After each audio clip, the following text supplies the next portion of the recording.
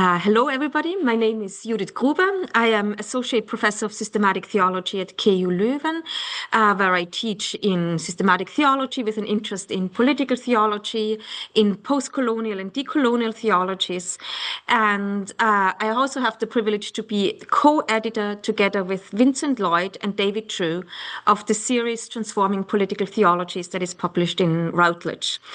And today I am having, again, the very big privilege of hosting a conversation among four of our authors who will introduce it themselves in a second. But there are Jane Barter, Janna Hunter-Bowman, Simeon Ilesanmi, and Mark Aloysius. We'll talk about the current state of the art in political theologies, really what are the boundaries of the field, where can we go beyond, and what exactly is the series trying to do individually with its books, but also collectively as a conversation across monographs and edited volumes of authors that we bring together. Political theology is a growing field, a vibrant field, and an interdisciplinary field. It investigates classically, really, in its classic form, the interconnections between religion and politics, coming out of a Christian tradition, but also spreading out to other religious traditions and integrating other disciplinary perspectives, such as religious studies, critical theory, and these kind of conversations that transgress, that go across the traditional boundaries of the field, have really energized the field. Things that are studied are the links between ideas about God and ideas about the sovereign, connections between religious and political notions of law, justice, love, and hope and tradition. But I think when I say that the origins are really in Christian traditions, that the origins are also in a Western white tradition, we also have to say that the field is still confined very much by these origins.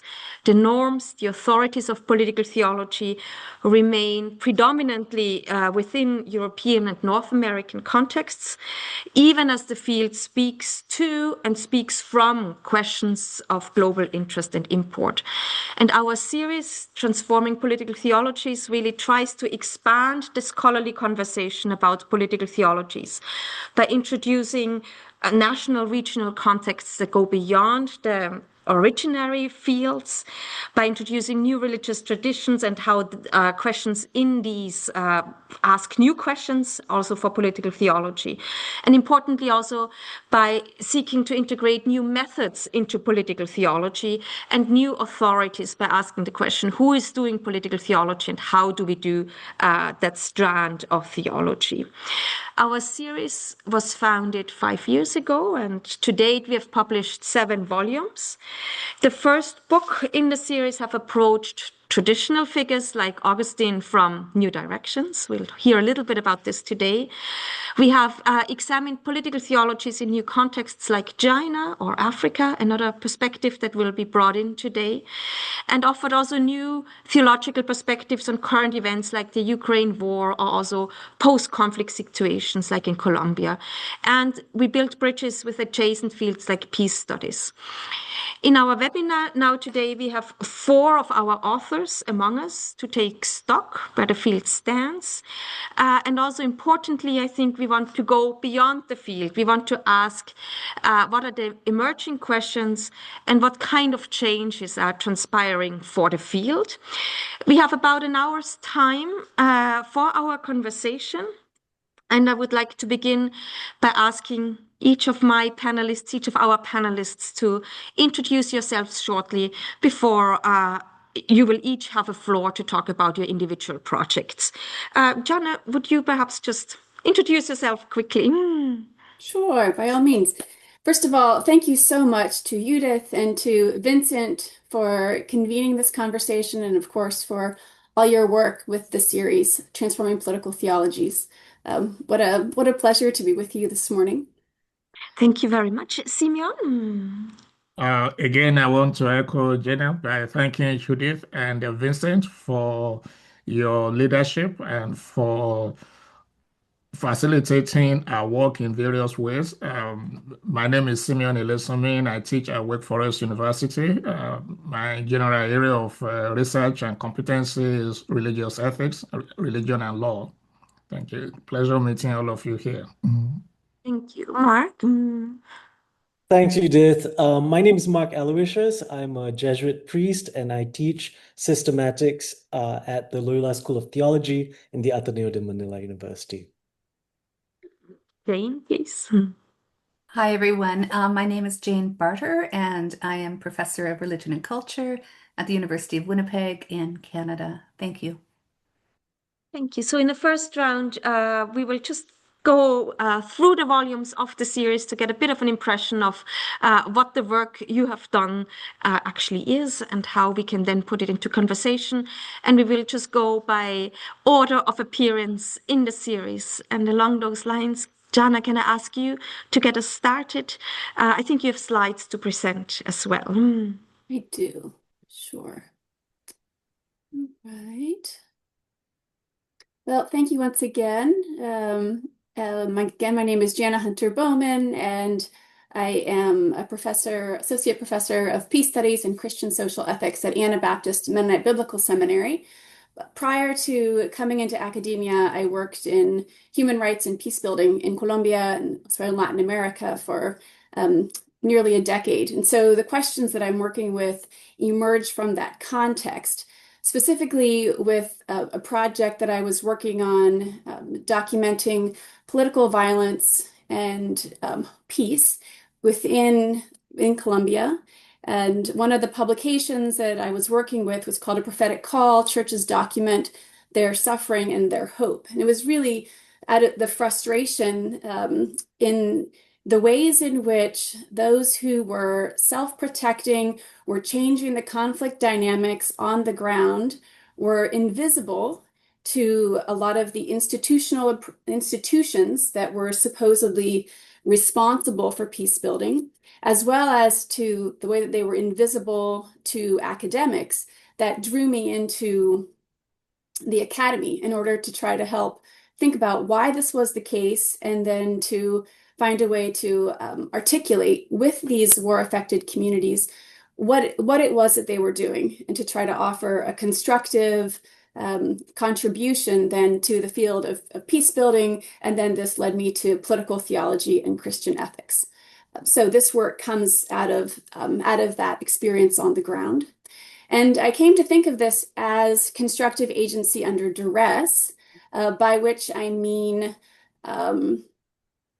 the way in which a type of agency that's not recognized, where persons are changing material conditions on the ground while under duress. And this term under duress is an analogical extension of a technical term from Catholic moral theology, because in that context, people are making choices that they would not were it not for these constraints.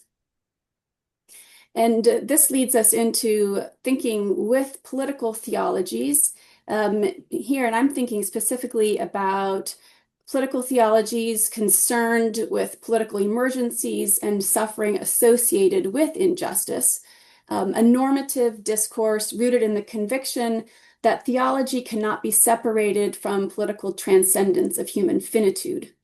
And the thinking with the communities that I was working and living alongside led me to think in terms of times, and then the principles of eschatology, and namely two here.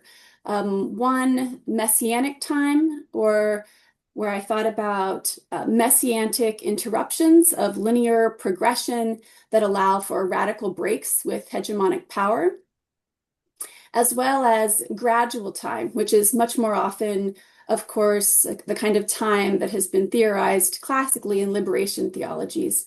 Here of sustained struggle where collective agents pursue liberative transformation through long-term processes and struggle, or, of course, in Colombia, the term is lucha.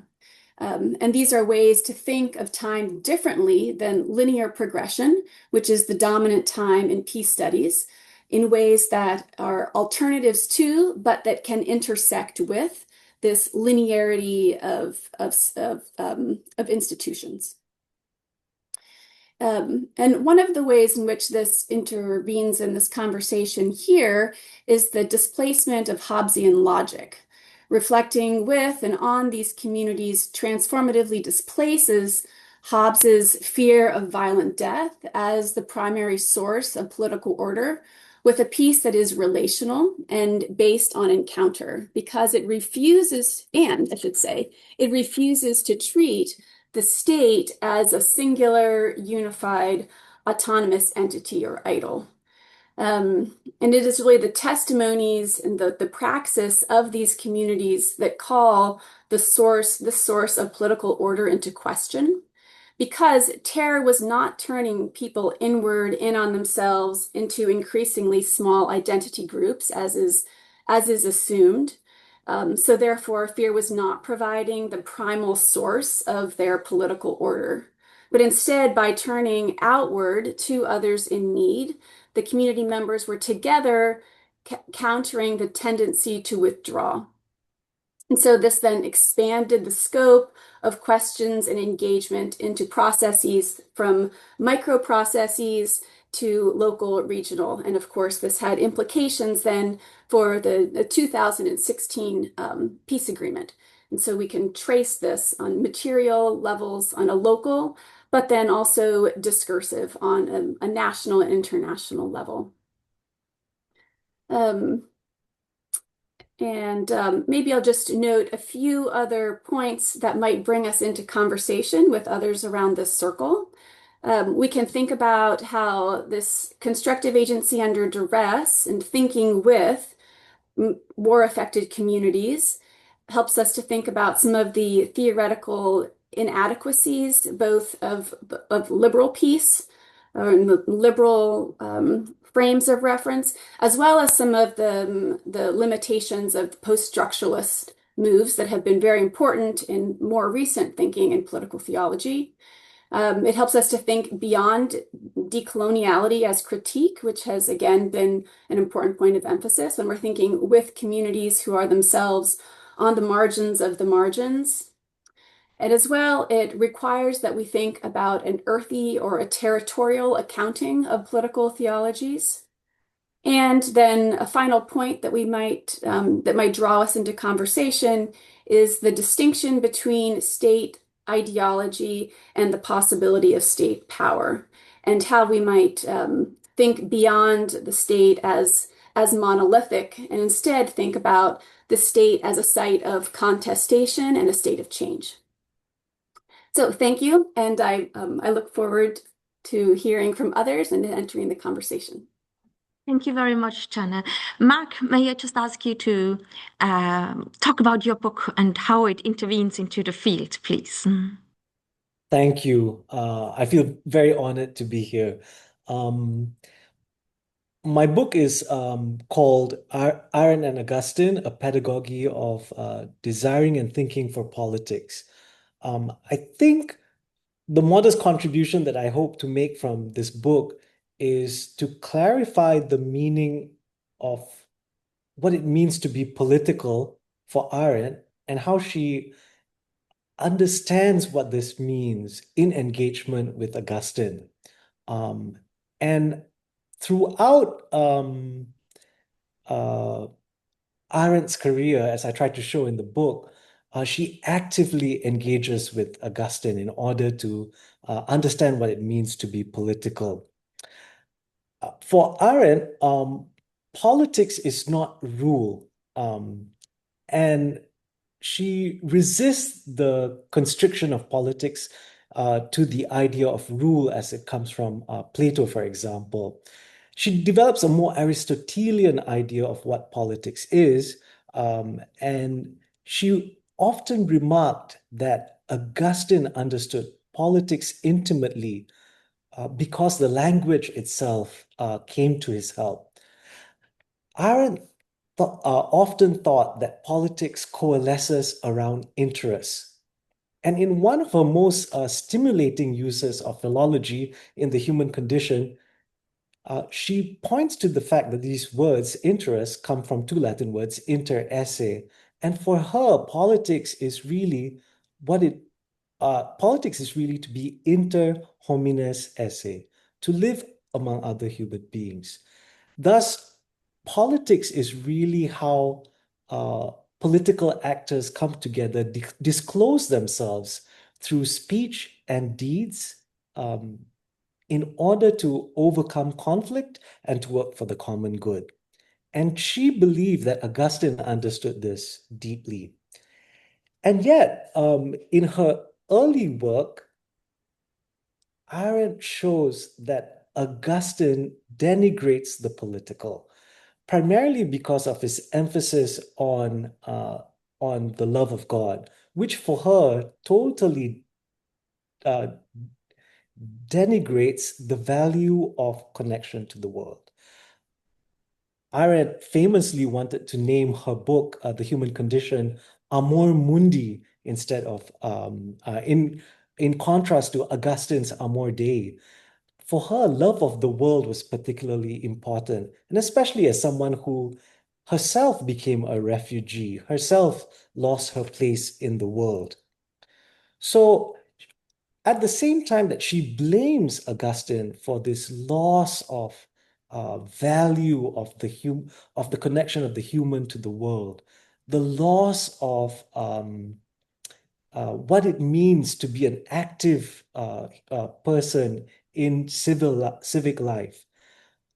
Each time that Arendt experienced a dead end in political thought, she thought of the significance of natality. And each time she mentions natality in her works, she quotes Augustine's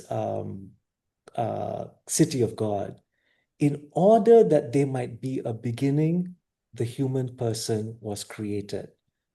For Arendt, the rapid denigration of the world is rehabilitated by this movement into a temporal framework.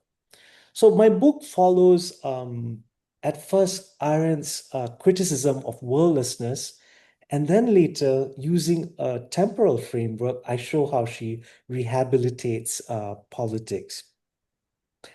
In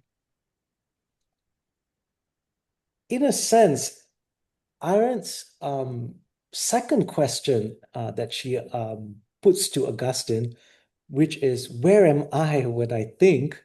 A question that she asks in The Life of the Mind, her last unpublished work, seeks to consider what is the significance of withdrawal from political life for the prevention of evil.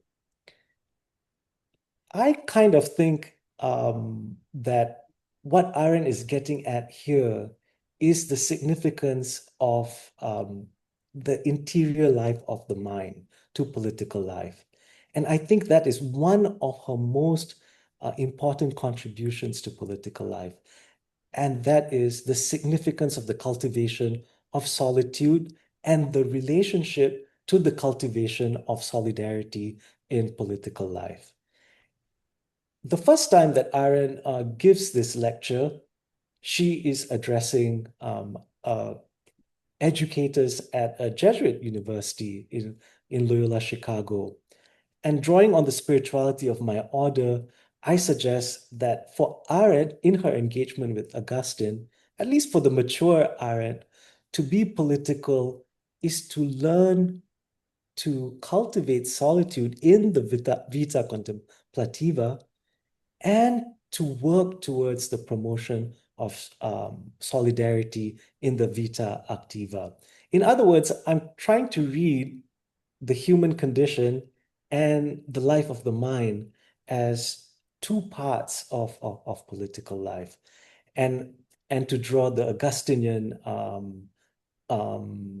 meanings that she imbues to these concepts. I think that will suffice for the main argument that I'd like to draw out from my book. Thank you Thank so you. much, Mark. Really bringing us into a very different way of doing, of practicing political theology. And I really look forward to seeing how you can make connections, but also seeing how the differences just in your methods also already tell us a lot about how political theology might work and how it contributes in very different ways to political reflection and political practices as well. But first, please let me turn to Jane. You're bringing us again to a very different context, a different place, but also to a different mode of theologizing again. And I look forward very much to you introducing us a little bit into what you did for the series. Right. Thank you so much. And thank you for this forum. So my book is titled Theopolitics and the Era of the Witness. And so I thought the most efficient thing I could do in this short time is to try to parse out this title. And so I'll begin with the easier part, which is the Era of the Witness. And that is taken directly from the title of a book by Annette Wiwiorka, who is a Jewish historian. And basically her task in the slim volume, The Era of the Witness, was to interrogate that moment in which the witness takes center stage. So as an historian, firsthand eyewitness testimony used to be regarded with a fair amount of scrutiny, epistemological and otherwise, thinking that, eyewitness testimony is not particularly reliable. And she talks about that cultural and methodological shift whereby all of a sudden, it seems, the witness takes center stage, and there is this possibility of the witness to have this profound and almost unquestioned authority. And she locates that moment in 1961 in the Adolf Eichmann trial in Jerusalem. And in that trial, she looks at the role of the witness and how that the role of the witness is really quite at odds with the legal proceedings that are taking place. They're trying one particular man. Witnesses are called up who are Shoah survivors, and they're called to account for not the atrocities that Eichmann had committed, but the atrocities against Jewry in general. And then there is a narrative that is constructed, particularly by the Attorney General, who has a summary kind of context where he takes the witness testimony and he talks about the ongoing suppression, repression, and violence against Jews throughout history. And so eyewitness testimony becomes something rather different from simply testifying in a trial or testifying in the historical record. It becomes, as I argue, a narrative and even a kind of theodicy. So in my book, I try to interrogate that moment, not saying that eyewitnessing is necessarily always fraught, but I do argue that the interpolation of witnessing can often be used for ends other than perhaps what the survivors intended. So for example, within my own context in Canada, the Truth and Reconciliation Commission that began in 2010 was a very profound moment of reckoning for Canada over the residential schools and the atrocities that were committed there. But on the other hand, there was often the national rejection of these stories to present Indigenous suffering as though it were in the past and was being overcome within the present. So that's the first part of that I want to talk about. And briefly, I'll talk about theopolitics as opposed to political theology. Of course, we'll all be talking, I hope, about the nature of political theology. But I was deliberate in wanting to turn to the idea of theopolitics, and particularly as defined by Carlota McAllister and Valentina Napolitano, who speak about theopolitics in contrast to political theology as grounded in negative or apophatic theology, which speaks of the divine in terms of what cannot be said. It builds on anarchist and Marxist critiques, often with roots in Jewish mysticism, Schmittian political theology, and its real world manifestation in the Third Reich, as well as on Black, Latin American, and feminist liberation theologies, and so on. So I'm trying to approach witnessing in a theopolitical lens, drawing on the messianic work of Walter Benjamin, to say that the task of witnessing is not to construct a teleological narrative, a triumphal theodicy about atrocities, but rather it is to look at the practices in which theology and politics intersect at times and correct or feed into one another, and how that dynamism can produce something that I think can be disengaged from political power, that can be a negative or an apophatic way, both of doing theology and of doing politics. Thank you. Thank you very much, Jane. I hear echoes in a way of between Janna and your own work, but also via Mark. It's really interesting to see that echoes of trauma and atrocity, echoes of time, different conceptions of time, and how the theological happens in when we think differently about time and so on. So really looking forward to our conversation. And first, we turn to Simeon and see how a very recent volume in our series, Transforming Political Theologies, actually contributes to this in very geographically specific ways, but also in ways that transcend, I think, a concrete context. So, Simeon, you are co-editor of a volume on African political theologies, where the manuscript was actually submitted yesterday. So we'll have something to look forward to as well. But the floor is now yours to speak, introduce the volume in broad sketches, please.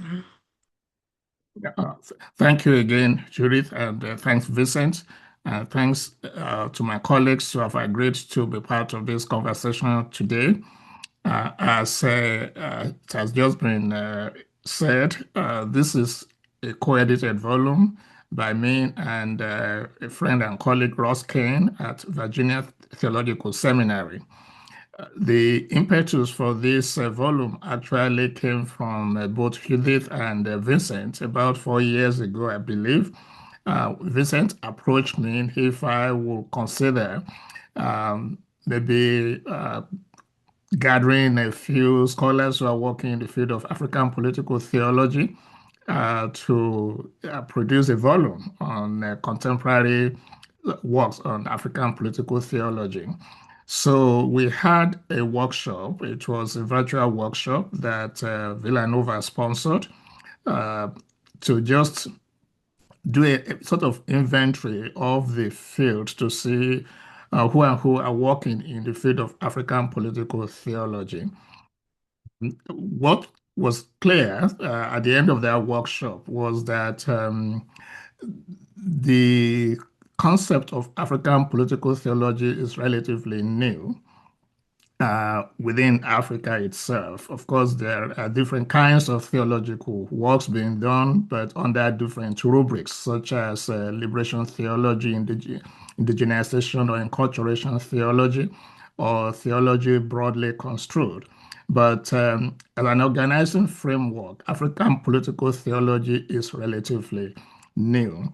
And so we thought that even though people made references to political implications of their theological scholarship, but a lot of these theologians do not self-define as political theologians.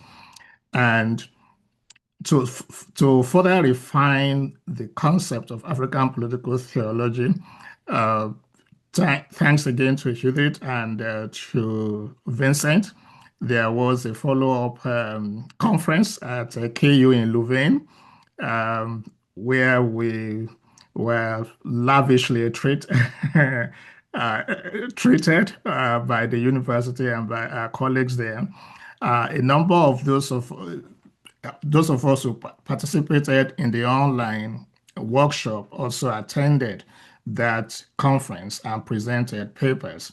So some of those papers were the ones that we selected for this volume. The title of the volume is called African Political Theology, Issues and Perspectives. And we introduced the volume by declaring that African political theology really is a study in contrast, and that it is still in search of what we will call its identity, both with respect to its rationale as well as its method. A quick inventory of the various theological articulations in reference to Africa will reveal a diversity of disciplinary orientations, thematic proposals, normative visions. And since emerging as distinct modes of discourse, the idioms of indigenization, enculturation, liberation, and later reconstruction have long enjoyed intellectual deference in setting the agendas for theological reflections in Africa. These paradigms in African political theology have similarly shaped African political theology over recent decades. While these paradigms took shape historically, with indigenization and enculturation arising first, followed by liberation and then reconstruction, they should not be viewed solely in a sequential fashion, with one paradigm overtaking or replacing the other. So the volume that we introduced, that we again just submitted, has two aims. First, it shows the landscape of contemporary African political theology in Christianity and gives expression to its most promising forms. On the latter, the volume gives priority to African political theology that is oriented towards justice and peace. Although it does not ignore other expressions of political theology that aid and support corruption, wealth disparities, economic extraction, and poor governance. Our volume contains that African political theology that is oriented toward justice and peace proves a more genuine expression of Christian tradition. Our volume also focuses upon Christian expressions of African political theology, acknowledging that much African political theology in Islam and African indigenous religions shares a similar orientation. Indeed, our hope is that subsequent volumes could gather theologians, practitioners, and scholars of religion to explore African political theology that reflects the full pluralism and diversity of African religious traditions. So if I may just maybe give a synopsis of the chapters in the volume, there are 9 chapters in addition to the introduction that Ross and I wrote. So there is a chapter by Elias Bongba, who is a colleague at Rice University. His chapter is on legacies and horizons of African political theology. Vika Mika Kangas in Norway, his chapter is on being apolitically political, Kimbanguism as a political theology. Mary Nyanwekso, who is a professor of religious studies at East Carolina University, her chapter from a feminist perspective is Nothing About Us Without Us, Gendering Political Theology in 21st Century Africa. I have a chapter titled Christian Realism as Political Theology in the African Context. Sheila Otieno, who did her PhD at Boston University from Kenya, her chapter is, and also a professor at Elon University. Her chapter is titled Run and Tweet That, Religion, Digital Social Movements, and Civic Momentum in Kenyan Electoral Politics. Then Shibwe Dube from South Africa, a political theorist. His chapter is Black Africa and Neo-Pentecostal Political Subjectivity. Timothy Longman at Boston University, a historian who has done work on Rwanda politics, especially on genocide. His chapter is Define the Conservative Norm, Prophetic Theology and Political Action in African Churches. Evelyn Birabwa Namakula from Uganda, but teaches in Canada, The Church as a Mirror, Deploying Political Theology to State Politics in the Democratic Republic of Congo. Ross Kane, my co-editor, his own chapter is Decolonizing Through Retrieval, the enduring power of compositional politics. And he locates his analysis within East Africa. And Dulokso Mbebe from South Africa, Doing the Right Thing, a very brief history of the public theology of evangelicals in South Africa. Damilola Agbala-Jobi from Nigeria, her chapter is Women and Pentecostalism, the Evolution of New Spaces for Political Empowerment in Africa. And finally, David Ngang, who has written quite extensively on theology, especially liberation theology, but also political theology. His chapter is African Political Theology and Post-Nationalist Nationalism, the Case of the Cameroon Anglophone Conflict. So this is the snapshot of the table of contents of the volume, and it gives us a picture of the diverse approaches to conceptions of African political theology and the possibilities that still lie in that field in terms of how far it could go. Thank you. I will pause from here now and hope to answer questions as this conversation continues. Thank you. Thank you very much for really having this very broad view of which places, which questions, which tensions really between descriptive and normative questions also political theology can take us to. Thanks for mapping the field. I would now really like to turn to a conversation between you with the goal of going into two directions, really. When we put these books, your individual projects, into conversation, I'm interested, do you see any common questions emerging? So are there new lines of thought, new ways of doing political theology that you see are emerging collectively? And then we can also turn to the question of what are blind spots? What still remains open? This is imagined as a conversation, and maybe really I would like to open the floor on putting you into the conversation. And if, I don't know, Janna, you were first to present, would you maybe have also the first one to maybe react or ask questions to your colleagues in the series to get the conversation started? Sure. And I'm just delighted because now I can see many opportunities for revising my syllabus, my political theology course. So this is wonderful. A couple questions. One, I would love to hear Jane. Both of us are thinking about possibilities of kinds of disengagement that enable, I believe, other kinds of engagement. And I wonder what kinds of disengagement you see as important, necessary, and particularly enabling, maybe the possibility, the condition of the possibility for other kinds of engagement.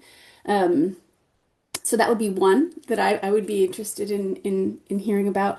And maybe, and I will say a point of contact too, would be that those reports that I referenced at the very beginning of my presentation were actually used by the political right in order to justify the rejection of the peace agreement in 2016 initially. So I am with you in this the gravity of this misuse of witness. And then a second question would be for Simeon. When I was researching this project, I noticed that you were thinking with and thinking towards political theologies that engage the earth, engage territories, engage the environment.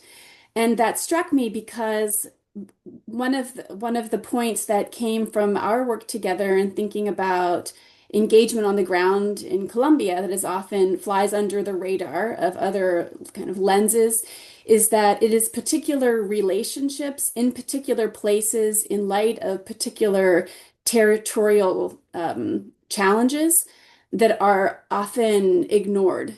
And so it is relationships in relationship with geographies.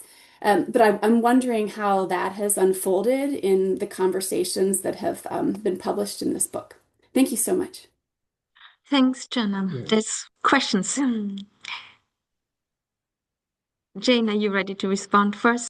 Sure. Thank you so much, Janna, for those wonderful questions. And I was very excited by your presentation about the amount of convergences between our two projects. So yeah, I would talk about a politics of refusal, or perhaps when you talk about disengagement, or perhaps a weak messianism. And in the end of my book, I look at sort of three examples of that, where I see an alternative form of witnessing that doesn't replicate like those nationalist theodicies. And the first one is within my own context. Canada famously had the TRC, but they also had a massive commission on missing and murdered Indigenous women and girls, which was largely ignored by the Canadian public. And what's different about that particular project of reckoning as a colonialist nation was that those stories were largely determined by the women, and they remained unreconciled because they would argue, many of the women in various forms, or family members of the women and girls who went missing, they would argue in various ways that until their daughters, sisters, beloveds are accounted for, we cannot begin to talk about reconciliation in Canada. And so I think that that is a profound example of theological and political refusal. The second example that I draw on is probably one that others know better in this group than I do, but I found it very striking, and that was the Kulumani support group in South Africa in the aftermath of the TRC there, in which, again, largely women stood in solidarity with those who were testifying. And after the TRC, they fought for reparations. They even sued international corporations that were benefiting from the apartheid era. So that kind of resistance and materialist analysis, I thought, was also a very inspiring way of doing politics in a nationalist manner, and of witnessing in a counter-nationalist manner. And then the last one that I spoke about, particularly because I was writing my book in 2023 and 2024, was the witness of anti-Zionist Jewish groups who refused identity and who refused to use testimony in such a way to justify or to perpetrate the genocide against Palestinians in Gaza. And their testimony, I think, was a form of refusal of identity politics that would say, never again is never again for anyone. For everybody, rather. Yeah. So thank you for the question. Thank you very much. So we also see an ongoing line of these counter-politics, in a way, of these refusals, and how important it is also to expose that tradition, or to excavate that tradition and those counter times, in a way, to have resources to refuse. Yeah, we had a different question to Simeon. I see you writing, Simeon. Are you ready also to respond here? Oh, sure. Thanks very much, Janna, and for the question that you asked. One of the things that we discovered in the course of this producing this volume, a conversation with colleagues, is the various dimensions of the politics of land in Africa. This has been, as I'm sure you know very well, this is not, it's nothing, it's not recent. This semester, one of the texts that I asked my students to read was Adam Hochstadt's King Leopold's Ghost. And many of them have never even heard about, they know colonialism in a very broad sense, but in terms of its dynamics and the multiple phases of oppression that colonialism had manifested in Africa in very concrete and contextualized form, they were very shocked by that. But the experience of the Congo is really not unique. So it's what you find in different fashions across Africa. And so the question that raises for us is who owns the land, for example.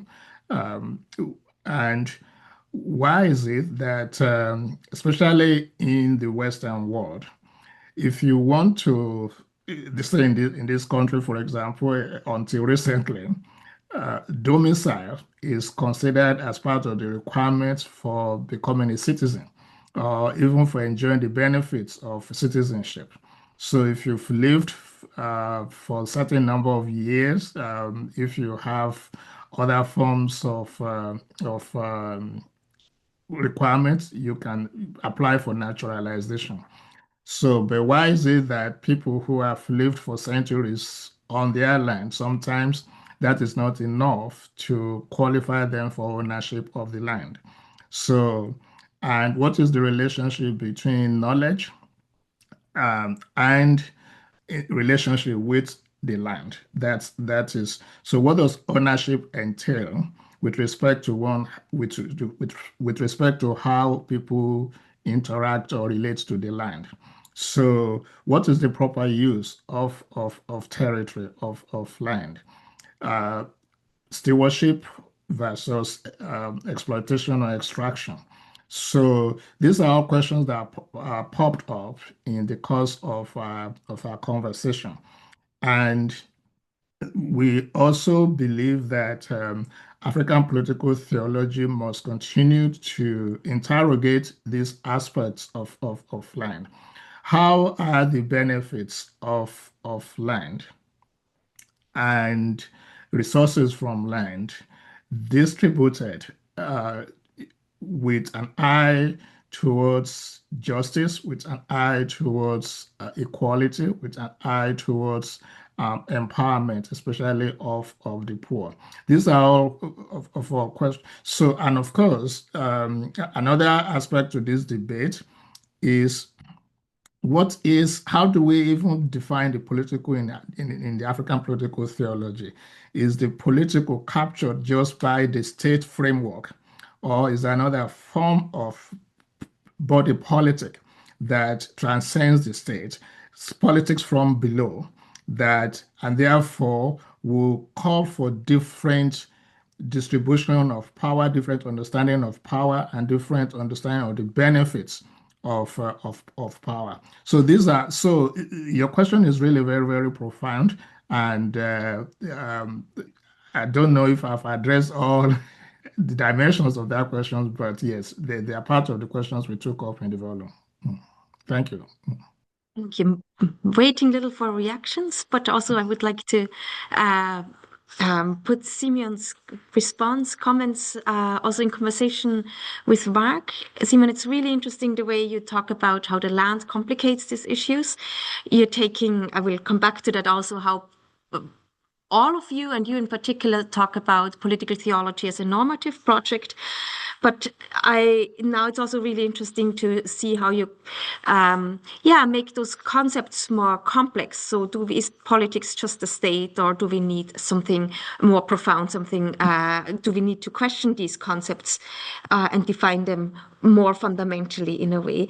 You say the body politic that transcends the state from below. I think, Mark, you're really offering with Arendt, with Interesse, a very, in a way, an abstract. So it's not rooted in a particular context, that Arendt concept of the political, but it might speak in interesting ways precisely to what Simeon is saying of this politics from below, that's not just reiterating state politics. And I think I have a twofold question just in hearing the echoes between what the two of you said, is in a way, would you see, in which ways do you think Arendt can speak today into where you are, into your context, but also into what Simeon brings to this conversation? And then the flip side of the coin of that question is, from what context actually does your reading, your interest in Arendt actually comes from? So an abstract but very foundational definition of the political, and how can we ground it, and how does it help us to ground the conversation? I'll start with the second question just because it's easier. I started working on Arendt while working with migrants and refugees in Malaysia. And so these were people who had lost their place in the world. And Arendt, I think, is the most eloquent theorist concerning the significance of grounding rights to a particular place. So I see that commonality in actually all our works. I think all of us begin with answering that question of the significance of space, the place from which I speak. And so I think that first part of that spatial tracing of our political theologies, but also I notice, especially in Janna's work, and I do deal with that quite a bit, and that is political theology as a critique of violence. And I think within the spatial framework, often we get into these situations in which we think of political life as fighting for space, no? But I think, and particularly when I heard Jane's presentation earlier, I think my work sort of connects with that spatial temporal tracing and moving it. When we move to a temporal register, I think we begin to think of politics not so much as contestation, not so much as violence, but something else emerges. And Pope Francis says this, used to say this quite often: time is greater than space. And yeah, so I do think all our political theologies kind of embark on this method of spatial, temporal frameworks in order to interrogate the limitations in a particular framework. One of the blind spots that I notice in my own work is, and perhaps even in our conversation here today, is while I notice an ecumenical framework in Simeon's work, I think the blind spot is political theology done in an interreligious key is somewhat lacking in our works. Thank you. Simeon, do I see you responding, or Yeah, can I shoot yeah, with another question? Yes. yeah. I completely agree with Mark's characterization of the blind spots. When we were at the incipient stage of this project, we actually made efforts to invite scholars working in Islam, African Islam, and indigenous religious traditions as contributors to the volume. When we sent them the general overview of the project, we sensed some hesitancy on their part to be part of the conversation because they saw the concept of political theology as very loaded, as having Christian connotation. And so the difficulty intellectually that they were having was how to conceptualize a work in political theology within their own traditions that will have what we freely called ecumenical interreligious in a way that would not tilt towards a particular religion because they say that that they are going to be judged by whatever how political theology is understood from the Christian tradition. So they backed out. So I think it's still important, perhaps even to ask ourselves whether theology itself is neutral enough to be situated as a concept for interreligious scholarly conversation. So is theology too Christian that it scares those who are not working in the Christian tradition to engage in intellectual debate on a common project? I don't know. I'm throwing that out there. So does its Christian origin create a handicap for interreligious engagement? How can we engage that question in the series, but also in our conversation here? Yeah. I think I share that question, and for me, then it's become important to distinguish between a political theology that understands pluralism as providential and what we are saying that we must and need to do and move towards. Because even what I've just named, what I think this political theology that I work with and work to develop in this project certainly understands pluralism as providential, and so then engages with pluralversality, but that's still distinct from what we're saying we long for and are struggling to think about how to develop conceptually as an intellectual project. Yeah, if I may, the more I write, the more I think that the constructive of a theological task is often a colonialist one, where we try to promulgate a certain position, even if it's a critical position, right? To show it always has that apologetic note to it, to show the superiority of the Christian worldview. At least I find myself unable to write in a way that falls out of that trap when I'm writing anything that's at all rooted within constructive theology. And I think one of the promises of theopolitics is precisely its refusal, and political theology to a degree, is its refusal at times to say that this particular worldview, this particular religion has given rise to anything that's sustainable politically. I mean, at its best, political theology is uprooting those traditions that underwrite our political configurations, including colonization. And theopolitics, I find, is even more promising in the sense that if it tries to do theology at all, it's in an apophatic a key. It's in a kenotic key. It's trying to renounce all of those privileges and powers and even epistemologies that come along with being rooted within theology. So I think it has to be foundationally critical of the ways in which Christianity has underwritten colonization and capitalism and racial capitalism particularly. Thank you very much. I think something that really struck me in the conversation and putting you and the volumes together was maybe something that would go towards what you're just saying, Jane, into this kind of self-counseling or self-questioning is maybe a better word, self-critiquing way. And what I mean with that is we have something notions of justice, notion of peace, really as crucial to the conversation, crucially in Jane's book, crucially in Janna's book. Simeon brought it up as kind of the normative star towards which political theology must be oriented, but particularly your book, Jane, and Janna's book also, I think, bring us towards a more complex understanding of how justice and peace are always compromised.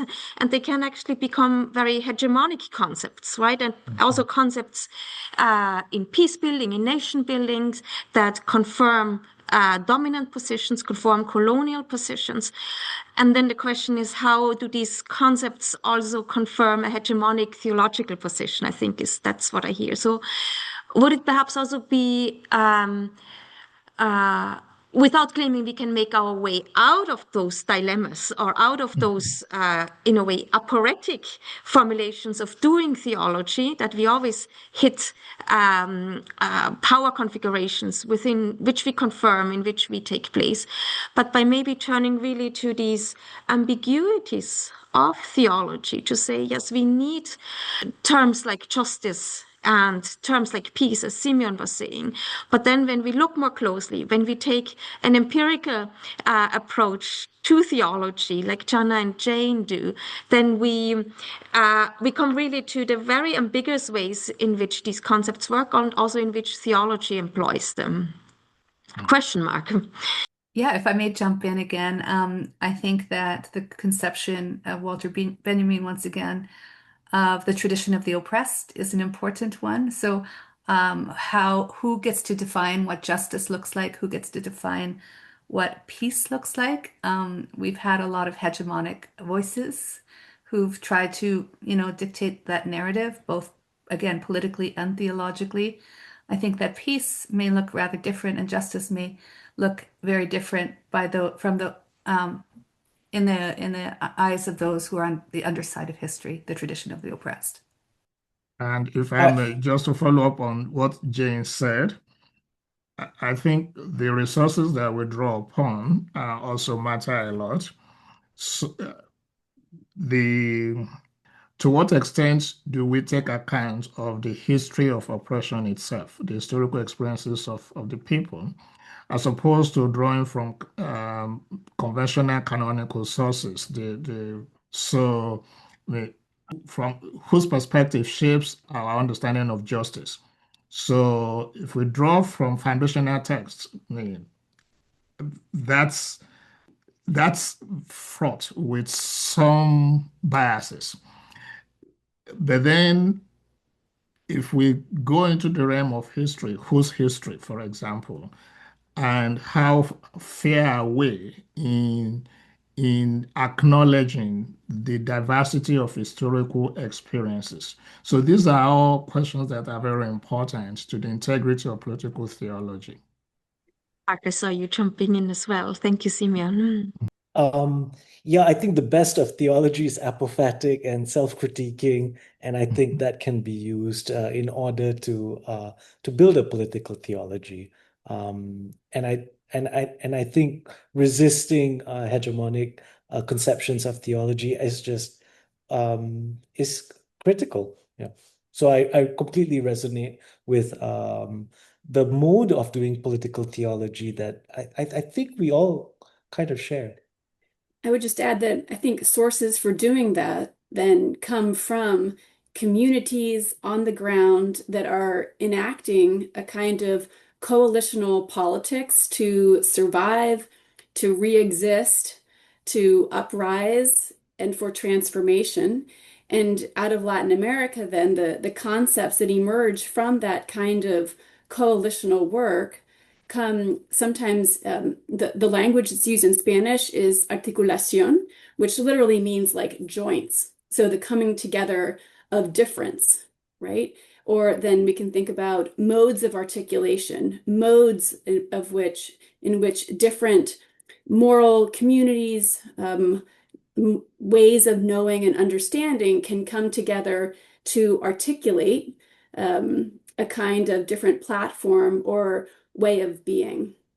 And so I found that Latin American notion of mode of articulation as the condition for the possibility of a new discourse, but also a new politics to be really fruitful in this regard. And in which it will also... Sorry, Jane, go ahead. No, I wish we had another hour because I would love to hear what Mark would have to say about the vita contemplativa in relationship to what Janna just said. Like, is there a place for contemplation? Or does that necessarily become like merely theory and so on? We'll need another hour, but I thought it's one area in which our works intersect. And if you study the formation of practices through apophatic theology, I think Augustine has lots to contribute on this particular issue, and that is through the formation of persons who are capable of looking beyond self-interest in order to build up the political.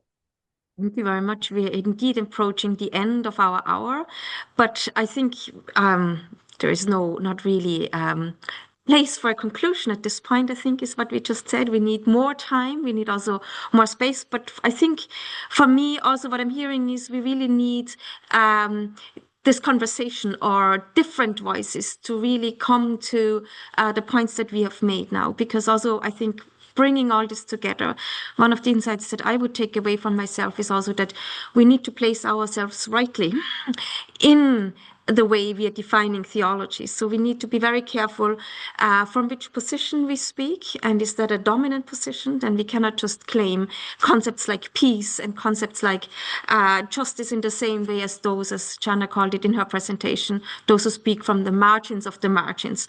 And when we speak from the wrong places, then these concepts become very, very dangerous, I think.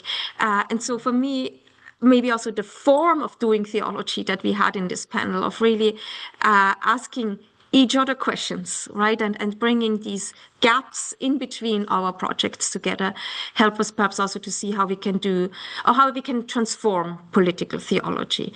So thanks very much for your input, for the energy you put into, for your wonderful volumes. So I really want to close with the invitation to go to these books, to really study them in all their depth that they bring to the conversation.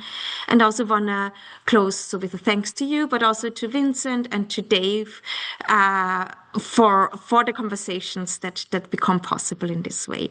So thank you, and I look forward to continuing our conversation.